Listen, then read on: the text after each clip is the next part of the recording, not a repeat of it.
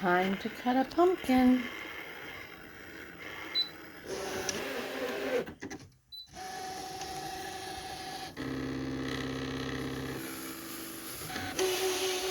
Here it goes. There's her stem. Oops. Better move that stuff from behind it.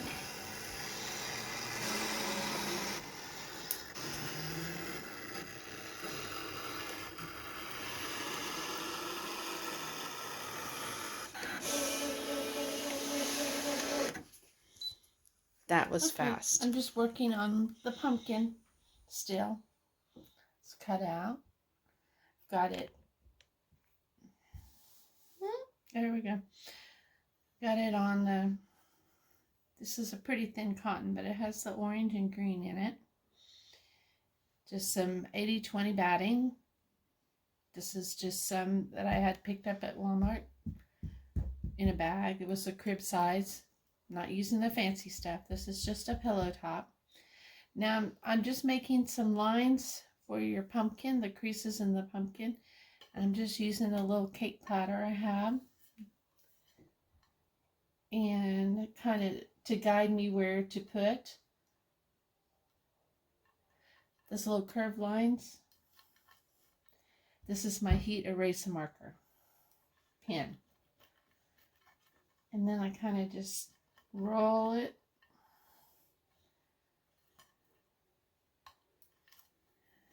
You can always wing this part, but I don't think I could. So I'm making the lines. I'm going to take it over here by the stem and kind of do it again over here by the bottom. Let me do that again.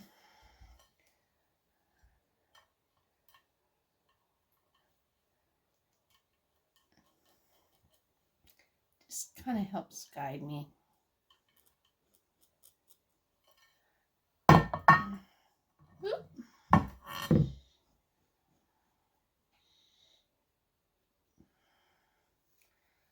Just to outline, it'll be an orange. It won't really be shown.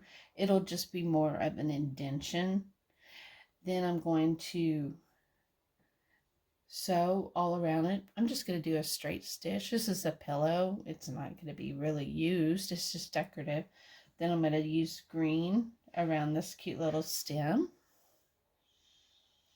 And then I'm going to put probably either some gold or green or cream colored thread in. And I'm going to quilt the rest of this top.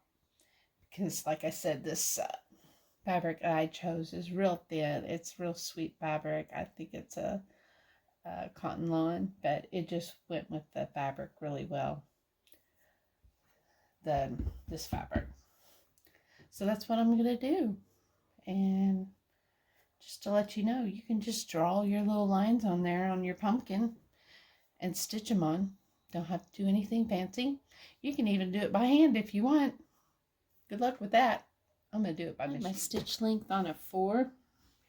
And I found some orange thread. I'm just going to go along these little wedges.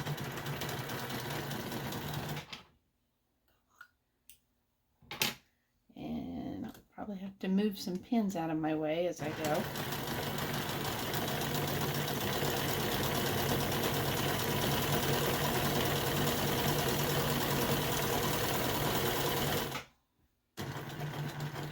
Just follow the edge there.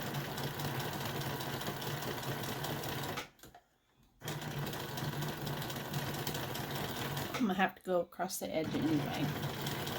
And then I'm going to go up the other side.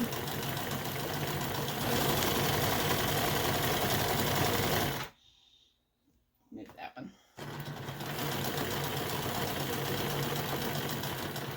I'm just going to follow this little edge up here. Back stitch and go down the other side. That's all I'm going to do. Let me finish this. Now I've switched to dark green thread.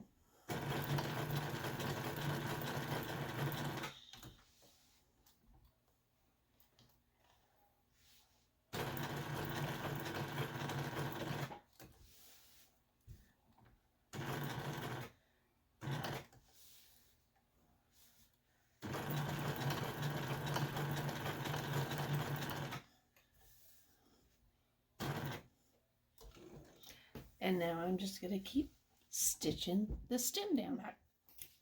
Okay, I finished doing the stem and the pumpkin. Just found the darkest green thread I could. And now I'm going to quilt the background of this pillow cover. And I have some gold thread, and I might use some cream thread also. Okay, I'll be back. All right, I've got it all quilted. Now I'm going to show you how to round the corners. I'm going to trim this first. I'm going to show you how to round the corners, because not all of pillow forms seem to, you know, fill out the corners real well. And no matter how much you fluff and squish and manipulate them, they just don't do the corners real well. So by rounding the corners of your pillow form or your pillowcase, they fill that corner a little bit better. And I'm going to do that with this, but I'm going to give this a light press and trim it down. My pillow form says it's 18 by 18. I'm going to trim this down to, maybe 17 and a half, and then round the corners. And then we'll get the pillowcase, the envelope backing on it.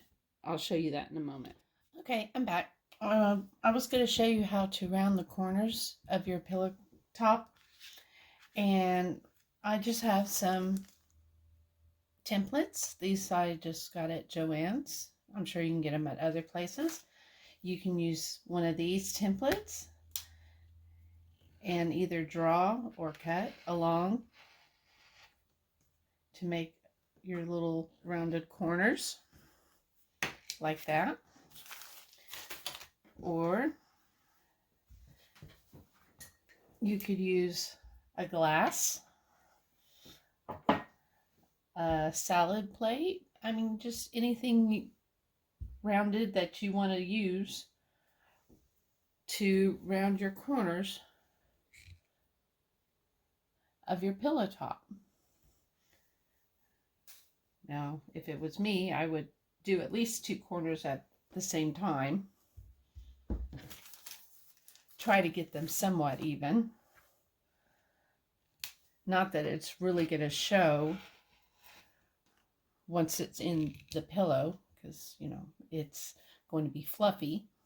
But that's all I'm doing to round the corners of my pillow top.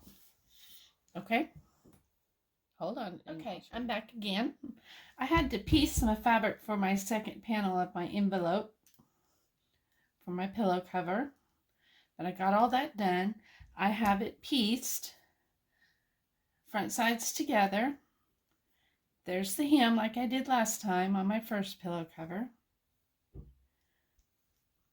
I haven't trimmed the corners to the circle, but I have it pieced all around. And then I pinned everywhere that I have a seam. Help keep those seams from rolling while I sew. Here's the back where the little curves are. I'm going to sew these together. You don't need to leave an opening because we have an opening. So I'm just going to stitch all around. And where I come to this intersection, I'm going to back stitch just to give it a little bit more stability, especially since this fabric is a little thin. It's not really a quilting cotton, but I just wanted to use it. All right, hold on while I sew that together.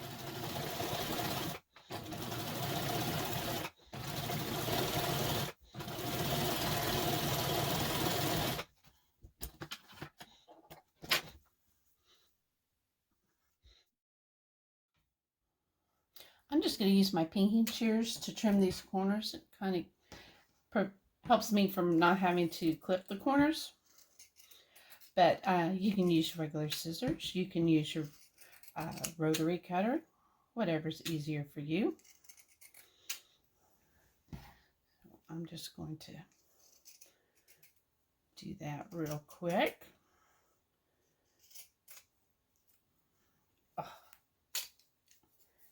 don't you just love pinking shears?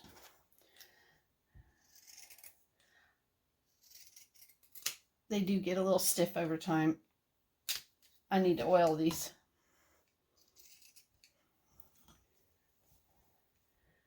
Most people think they just need to be sharpened, but most of the time they just need to be oiled right here. Okay, clean up that mess in a minute. I hate the mess. Okay, let's turn this inside out and see if it looks like a pillow. Oh, the orange and green fabric is holding up.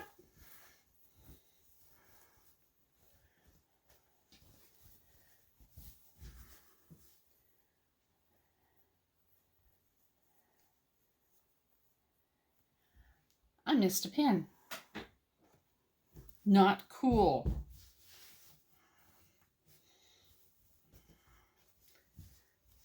And I'm getting dirty again.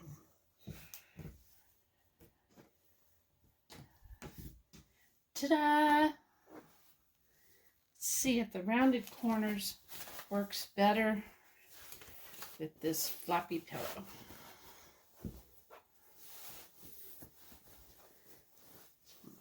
Pull that corner into our little rounded corners.